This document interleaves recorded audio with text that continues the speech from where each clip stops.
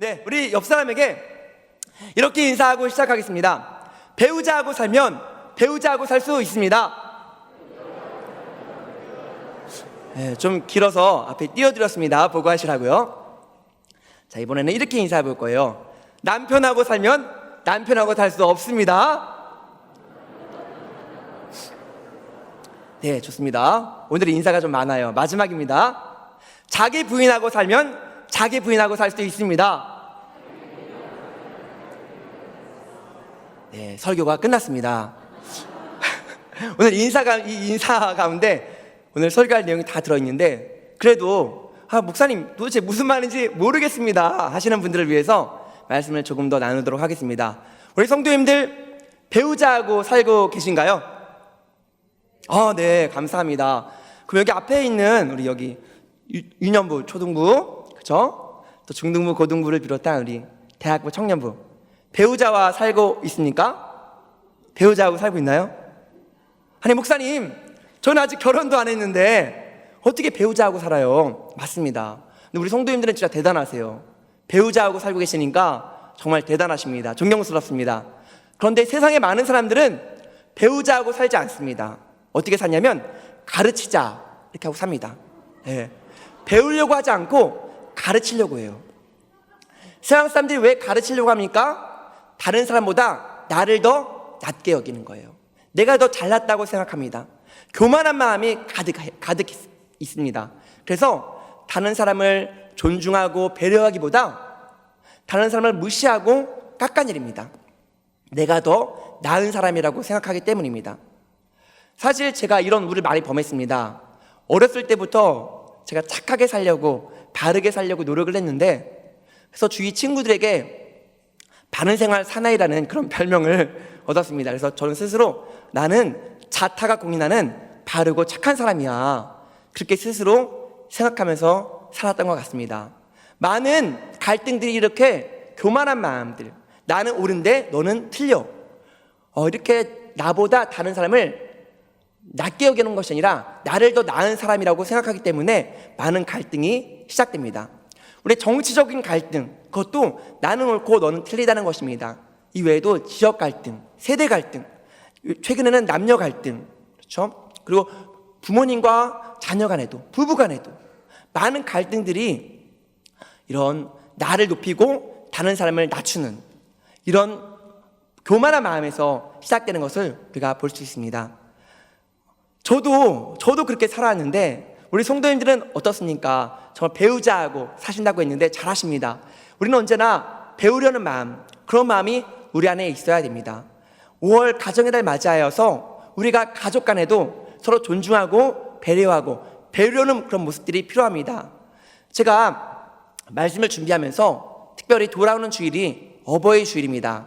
그래서 우리 성도님들이 과연 부모님, 어머니, 아버지에게 어떤 마음으로 살고 계시는지 이 시간 함께 돌아보면서 생각하길 바랍니다. 어떤 목사님께서 안식년을 맞이하셔서 다른 교회에서 예배를 드리게 되셨습니다. 그런데 그날따라 그 담임 목사님께서 강단에 서셔서 갑자기 오늘 고백할 것이 있습니다, 이렇게 설교 전에 고백할 것이 있다는 거예요. 그러면서 이렇게 고백을 합니다. 사실 저는 제 아내 외에 사랑하는 여인이 있습니다. 그랬더니 갑자기 교회가 술렁이기 시작하는 거예요. 근데 더 충격적인 말을 합니다. 그 여인은 다른 남자의 아내입니다. 교회가 더 술렁술렁거리기 시작했습니다. 안식년을 맞아서 이 교회에 함께 예배를 드리고 있던 이 목사님도 도대체 이게 무슨 일인가 하면서 의아해하면서 상황이 어떻게 돌아가는지를 보고 있었습니다. 그런데 이 담임 목사님께서 그분은 제 어머니입니다. 제가 제 아내 외에 사랑하는 다른 여인, 다른 남자의 아내, 바로 어머니였던 것입니다. 모든 성도님들은 감동을 했고 뒤에 앉아 계시던 그 담임 목사님의 어머니도 감격의 눈물을 보이셨습니다. 이제 얘기를 듣고 있던 안식년을 맞이하신 이 목사님께서, 이야, 나 교회 돌아가면 써먹어야겠다. 그래서 안식년이 끝나고 교회 돌아가셔서 오늘은 제가 설교 전에 고백할 것이 있습니다. 저는 다른 남자의 아내를 사랑합니다, 이렇게 하셨더니 교회가 막 시끌시끌한 거예요. 그리고 이제 그분은 제 어머님이다 이렇게 고백을 해야 되는데, 이 고백을 하기도 전에 그만 뒤에 앉아 있던 사모님이 오열을 하면서 교회 밖을 뛰쳐나가십니다. 막 성도님들은 목사가 어떻게 그럴 수 있냐 하면서 삿대질하기 시작했습니다. 이 목사님이 너무 당황하셔서 그분은 나의 어머님이다 하셔야 되는데, 아닙니다, 다른 목사님께 배운 것입니다, 이렇게 소리치고 말았습니다. 우리 성도님들, 배우는 것도 잘 배워야 됩니다. 지금 시대를 걸어서 권위가 무너진 시대라고 합니다. 부모님의 권위, 선생님의 권위가 무너졌습니다. 그래서 선생님에게 배우려고 하지 않고 또 부모님에게 배우려고 하지 않습니다. 점점 권위가 무너지고 있는 이 시대. 그런데 오늘 이 빌립보서 2장 3절 말씀에 사도 바울은 이렇게 말하고 있습니다. 우리 함께 오늘 본문 말씀 2장 3절 말씀 함께 읽어보겠습니다. 아무 일에든지 다툼이나 허영으로 하지 말고 오직 겸손한 마음으로 각각 자기보다 남을 낮게 여기고. 아멘. 오늘 사도 바울은 겸손한 마음으로 나보다, 자기보다 다른 남을 낮게 여기라고 그렇게 얘기하고 있습니다. 다른 사람을 낮게 여기면, 겸손한 마음을 가지면, 생각해 보세요. 나보다 더 나은 존재인데 어떻게 내가 그 사람을 가르치려 들겠습니까?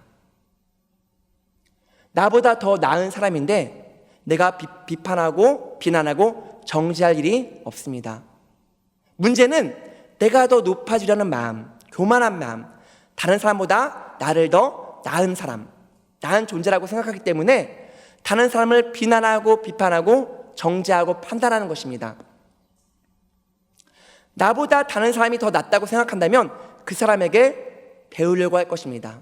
그 사람의 장점이 보이고 좋은 점이 보이고 그 사람에게 배울 것이 보입니다. 하지만 나를 더 낮게 여기기 때문에 많은 사람들은 다른 사람의 허물이 보이고 단점이 보이고 또 고칠 것, 내가 가르쳐야 할 것이 보이는 것입니다.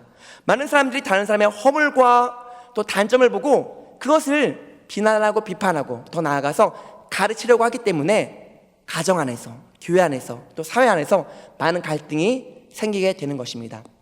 오늘 아까 저도 그런 우를 범했다고 말씀드렸는데, 저도 저 스스로 굉장히 바르고 착하고 의롭게 산다고 착각 아닌 착각을 하면서 살았습니다. 제 눈에 들보가 있는데도 다른 사람의 눈에서 티를 빼려고 했던 것입니다. 그래서 정말 나는 바르게 사는데, 나는 이렇게 정직하게 사는데 저 사람은 왜 저렇게 살까? 항상 판단하고 정죄하고 더 나아가서 너 이것 좀 고쳐, 너 그렇게 살면 안 돼. 항상 남을 가르치려 하고 다른 사람의 단점과 허물을 고치려고만 했습니다. 그래서 제가 아내까지도 사실 지금 생각해보면 아내가 굉장히 많이 힘들어했을 것입니다. 제가 이제 아내와 함께 결혼을 하고 함께 지내면서 아내가 이제 좀 마음에 서운한 일들을 저에게 말할 수 있지 않겠습니까? 다른 사람과의 이제 일 가운데 그 사람이 나한테 이렇게 했다고 저렇게 했다고 그렇게 말을 하면 당신이 무슨 잘못을 해서 그 사람이 그렇게 했겠지, 목사 사모가 그것도 이해 못해, 우리는 믿는 사람인데 다 우리가 양보하고 사랑해주고 해야지, 이렇게 제가 가르치려고 했던 거예요. 근데 우리 한번 따라해 봅시다. 남편하고 살면 남편하고 살 수 없습니다. 그렇습니다. 제가 문제 하나 내겠습니다. 형과 동생이 막 싸우는 거예요. 형과 동생이 막 싸웁니다. 그래서 모든 사람들이 동생 편을 들어줘요. 이런 사람을 뭐라고 할까요? 네, 형편없는 사람이라고 합니다. 모두가 동생 편을 들기 때문에 형편이 없습니다. 바로 이렇게 남편하고 사는 사람들은 형편없는 사람들입니다. 아내가 와서 좀 어려운 일, 힘들었던 일을 얘기하면 자기 정말 힘들었겠다, 그 사람 정말 왜 그래? 시댁에서 어떤 안 좋은 일이 있었을 때 제 아내가 제 부모님, 우리 어머니 얘기를 그렇게 하는 거예요. 그러면 자기가 목사 사모가 되어서 자, 항상 이렇게 아내 편을 들어줘야 되는데 다른 사람 편을 들어주는 겁니다. 아내 편을 들어줘야 아내 편하고 살아야 아내와 함께 살 수 있는 것입니다. 우리 성도님들, 배우자 편을 해야 배우자와 함께 살 수 있습니다. 남편 편을 해야지 남편하고 살 수 있는 거예요. 남편하고 살면 남편하고 살 수 없습니다. 우리 성도님들 절대로 남편하고 살지 마시기 바랍니다. 남편 편을 하고 사시기 바랍니다. 아내 편을 하고 사시기 바랍니다. 또 저는 제가 의로운 줄 알고, 제가 잘난 줄 알고, 제가 더 나은 줄 알고 항상 이렇게 아내도 가르치려고 했어요. 심지어는 제 부모님께서 이제 목회를 하십니다. 목회를 하시는데 교회에서 크고 작은 일, 어려운 일이 있을 때 항상 이렇게 식탁에 모여서 함께 밥을 먹을 때 교회 일을 이제 하실 수 있잖아요. 그렇죠? 하실 수 있죠. 나쁜 얘기도 아닌데 어떤 집사님, 어떤 권사님 이렇게 얘기를 하시면 제가 화를 내는 거예요. 아니 어떻게 우리 목회자 가정에서 다른 사람이 없는데 그 사람 얘기를 할 수 있냐고. 형편없는 아들이었습니다. 내일 모레가 어버이날인데 이 자리를 빌어 제가 부모님께 사과드립니다. 죄송합니다. 제가 어머니 아버지께 몹쓸 짓을 했습니다. 부모님을 가르치려고 드는 사람, 형편없는 사람입니다. 아주 형편없는 사람입니다. 우리가 점점점 우리 아이들이, 어린 친구들이 미디어를 통해서 또 컴퓨터, 인터넷을 통해서 많은 것들을 듣고 배우다 보니까 또 나이 많이 드신 부모님들 세상 돌아가는 것을 모른다고 생각해요. 그래서 때로는 무시하기도 하고 내가 더 많이 안다고 생각하기도 합니다. 그래서 부모님께 배우려고 하기보다는 부모님을 가르치려고 해요. 엄마는, 아빠는 아무것도 모르잖아. 그렇게 얘기하기도 합니다. 형편없는 사람입니다. 절대로 부모님을 가르치려고 들지 마시기 바랍니다. 마찬가지로 우리 부모된 우리들은요, 자녀들 어리다고 무시하지 말고 자녀들에게도 배울 것이 있습니다. 그 장점, 좋은 점들을 바라봐 주시기 바랍니다. 우리 담임 목사님께서 행복의 비결, 만족감이 바로 행복감인데 만족도를 높일 수 있는 그 공식에 대해서, 비결에 대해서 말씀해 주셨습니다. 바로 이 공식인데요, 우리가 많은 기대를 갖고 있습니다. 그런데 기대치분의 수준은 우리의 만족도입니다. 기대치가 높아질수록 만족도는 떨어질 수밖에 없어요. 제가 항상 기대를 많이 했습니다. 제 아내에게, 부모님에게, 또 저는 스스로 의롭다고 생각했기 때문에 다른 사람들에게 제 기대를 가지고 바라봤던 거예요. 그래서 목사 아내면 이 정도는 돼야지, 그러면서 제 그렇게 기대를 가지고 바라봤더니 자꾸만 부족한 부분만 보이는 거예요. 단점, 허물만 보이는 것입니다. 그래서 자꾸만 그것을 고치려고 하고 잔소리하게 되고 마음속에는 만족감이 떨어지고, 왜냐면 수준은 그만큼, 현실은 그게 아니니까요. 그런데 제가 하나 깨달았습니다. 그게 아니라 내 기대로 바라보는 것이 아니라 하나님께서 만드신 작품으로, 하나님께서 보시는 그 눈으로 바라볼 때, 있는 모습 그대로 바라볼 때 장점이 보이더라고요. 좋은 점, 그런 것들이 보입니다. 그래서 내 아내에게 정말 이런 장점이 있구나, 이런 좋은 점이 있구나, 그것을 나도 배워야지. 이렇게 우리는 다른 사람을 바라볼 때 있는 모습 그대로 하나님께서 만드신 작품으로 바라봐야 할 줄 믿습니다. 그럴 때 가르치려고 하기보다는 그 사람의 장점을, 좋은 점을 내가 배우려고 할 것입니다. 나보다 더 나은 존재, 더 멋진 사람, 더 아름다운 사람, 이렇게 겸손한 마음으로 다른 사람을 바라볼 때 내 부모님도 더 공경하게 되고 효도하게 되고, 또 내 아이들을 막대하는 것이 아니라, 무시하는 것이 아니라 어린 아이라고 우리가 무시하는 것이 아니라 그래, 저 아이에게도 배울 것이 있어, 좋은 점이 있어, 장점이 있어. 우리 갓난아이 아기에게도 배울 점이 있을까요? 있습니다. 베드로전서 2장 2절 말씀에 이렇게 되어 있습니다. 갓난아기들 같이 순전하고 신령한 젖을 사모하라. 아멘. 우리가 어린아이, 갓난아이를 보면서 배우라는 거예요. 저거 봐라, 갓난아이가 엄마의 젖을 저렇게 사모하지 않느냐. 그 갓난아이를 보고 너희도 갓난아이 같이 신령한 젖을 사모하라. 아멘. 그러면 동물이나 식물, 곤충에게 배울 것이 있습니까? 있습니다. 우리 잠언 6장 6절 말씀입니다. 함께 읽어봅시다. 시작. 게으른 자여, 개미에게 가서 그가 하는 것을 보고 지혜를 얻으라. 아멘. 지혜의 왕 솔로몬이 뭐라고 말하고 있습니까? 개미에게 가서 배우라는 거예요. 개미에게 지혜를 배우라는 것입니다. 우리는 이 미물에게도 우리가 배울 것이 있습니다. 공자가 쓴 논어에 보면 이런 말이 있습니다. 삼인행 필류아사언. 무슨 말입니까? 세 명이서 세 명의 사람이 길을 함께 갈 때는 그 중에 반드시 나의 스승되는 사람이 있다는 것입니다. 하지만 성경은 세 명뿐만 아니라 둘이 함께 길을 가도 그 사람에게 배울 것이 있습니다. 우리는 갓난아이에게도 개미에게도 배울 것이 있는데, 우리 담임 목사님은 심지어는 TV를 보면서도 은혜를 받으시고 배운 데 가지 않으십니까? 악인에게도 배울 것이 있습니다. 그렇죠? 우리는 악인을 보면서도 배울 것이 있습니다. 성경 말씀에는요, 믿음의 사람들의 행적만 기록되어 있는 것이 아닙니다. 그들의 과오, 실수, 그들의 잘못까지 다 기록되어 있습니다. 이스라엘 백성들이 불순종해서 벌을 받고 재앙을 받고 그런 모든 것들이 낱낱이 다 기록되어 있습니다. 왜 그렇습니까?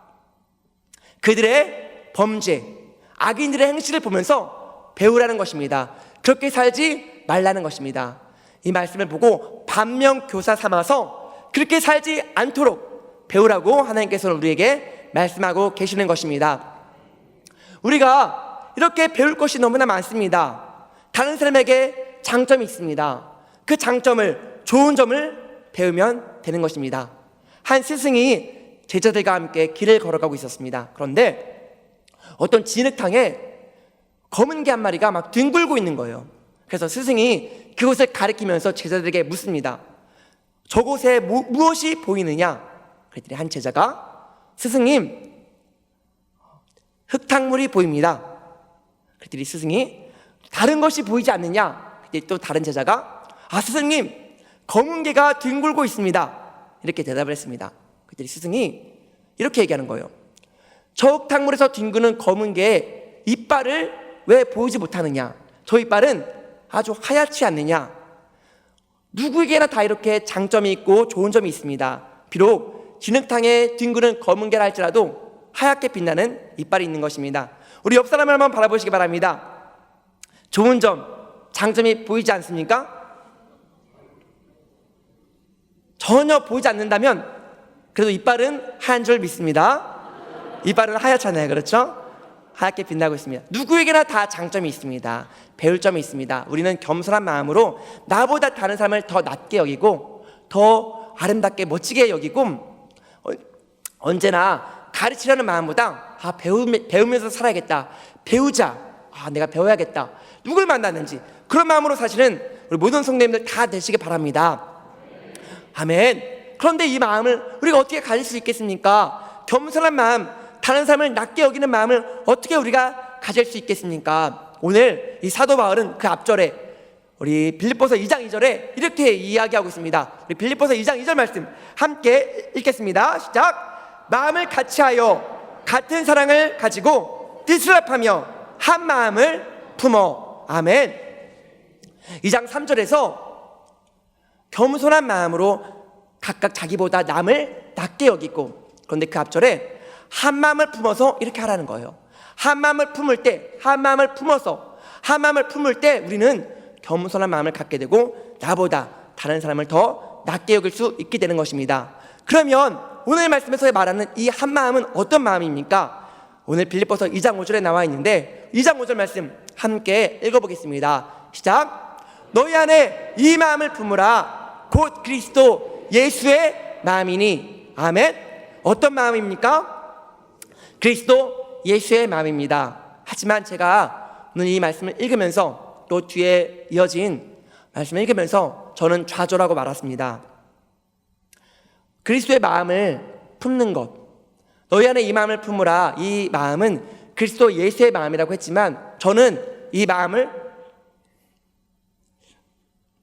품을 수 없었습니다. 이 말씀을 읽으면서, 뒤에 이어진 말씀을 읽으면서 죄인 중에 괴수인 너무나 악한 제가 내 안에는 교만으로 똘똘 뭉쳐있고 추악한 죄가 가득한데 바르게 살려고, 말씀대로 살려고, 정직하게 살려고, 의롭게 살려고 그렇게 노력했지만 그 노력한 만큼, 바르게 살려고 노력한 만큼 그 눈으로 다른 사람을 정죄하고 판단하는 제 모습, 가르치려는 제 모습을 보면서 저는 좌절하지 않을 수 없었습니다. 예수님의 마음은 어떤 마음입니까?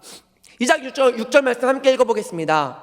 시작. 그는 근본 하나님의 본짓이나 하나님과 동등됨을 취할 것으로 여기지 아니하시고. 6절 말씀입니다.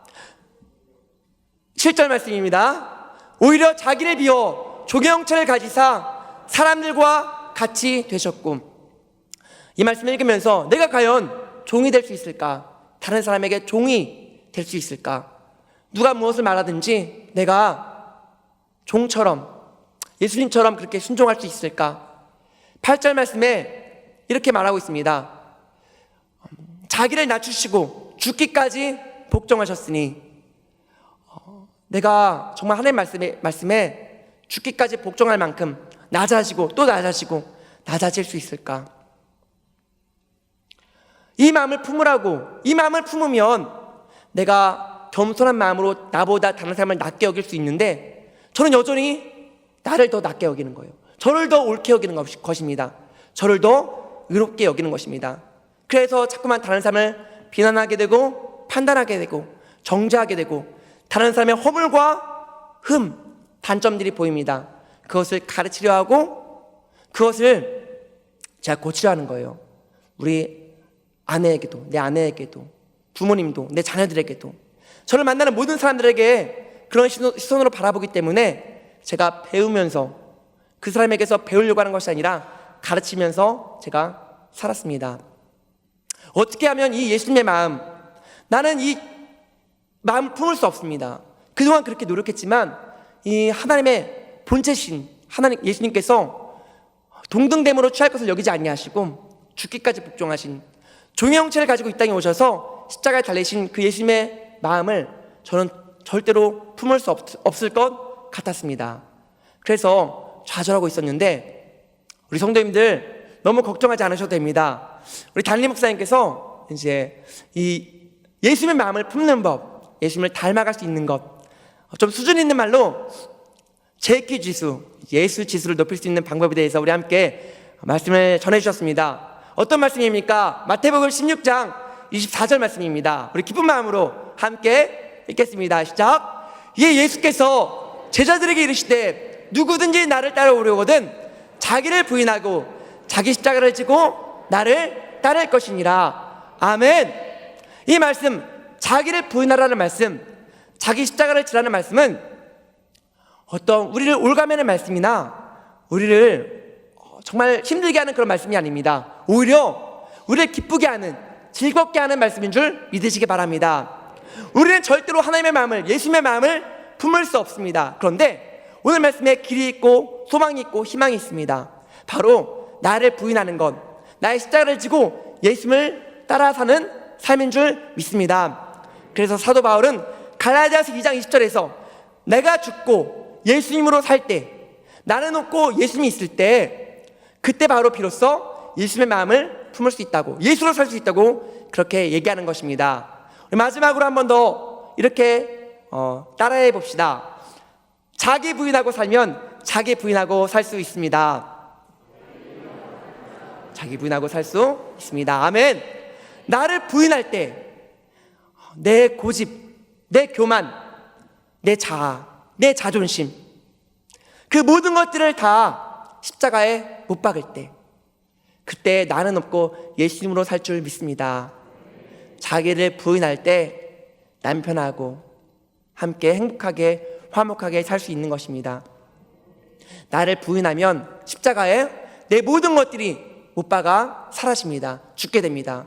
다른 사람을 판단하던 그 눈도, 다른 사람보다 나를 더 옳게 여기고 나를 더 낮게 여기던 그 마음도, 교만한 마음도, 내 고집도, 내 자존심도 모두 다 사라지고 내 안에는 오직 예수 그리스도 한 분만 남을 줄 믿습니다. 그 예수님의 마음으로 다른 사람을 바라보면 정말 사랑밖에 없습니다. 정말 배울 것밖에 없습니다. 우리 그렇게 서로를 바라보시는 우리 모든 성도님들 다 되시길 바랍니다. 제가 되길 간절히 소원합니다. 그럴 때 정말 마른 떡 하나만 있고도 화목한 우리 모든 믿음의 가정들 될 줄 믿습니다. 우리가 교회에서나 가정에서나 학교에서나 어디에서나 이런 마음으로 살 때, 자기를 부인하고 예수님으로 살 때 우리는 서로를 좋게 여기고 나보다 낮게 여기고 정말 좋은 점, 아름다운 것, 밝은 면, 또 긍정적인 것, 그리고 좋은 점과 장점들, 이런 것만 볼 때 그걸 배우려고 하고 함께 화목하게 행복하게 우리가 살아갈 수 있을 것입니다. 올 가정의 달 맞이해서 이렇게 살아갈 때 정말 행복한 부부, 행복한 부모와 자녀의 관계, 또 행복한 모든 가정들, 우리 행복한 교회 되기를 축복하고 또 간절히 바랍니다.